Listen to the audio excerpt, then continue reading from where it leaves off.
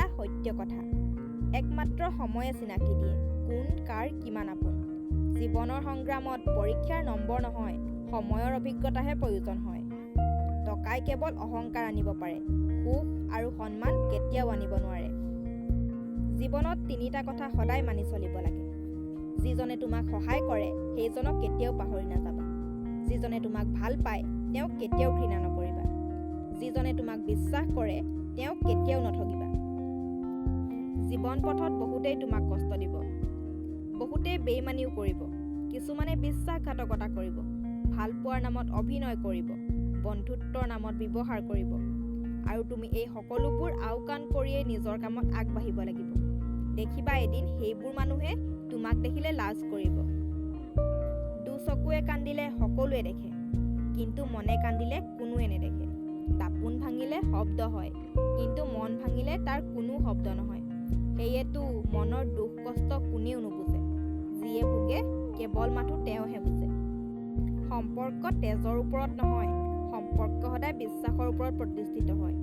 বিশ্বাস থাকিলে দুদিনৰ মানুহো আপোন হৈ পৰে, আৰু যদি বিশ্বাস নাথাকে একেবাৰে আপোন মানুহো অচিনাকি হৈ পৰে।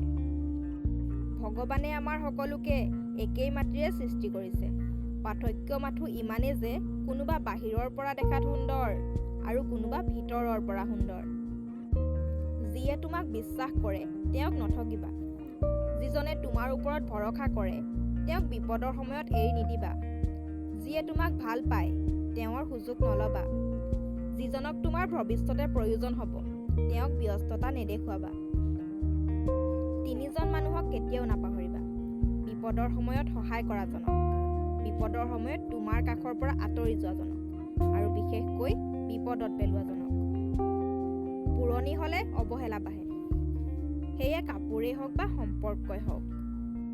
বৰ্তমান সময়ৰ কিছুমান অপ্ৰিয় হ'লেও কিছুমান সঁচা কথা। আজিকালি সঁচা কথা কোৱা মানুহবোৰ সকলোৰে অপ্ৰিয়, তেল মাৰি চলিব জনা মানুহবোৰহে সকলোৰে প্ৰিয়। মানুহবোৰক ধুনীয়া চেহেৰাহে লাগে, ধুনীয়া মন নহয়।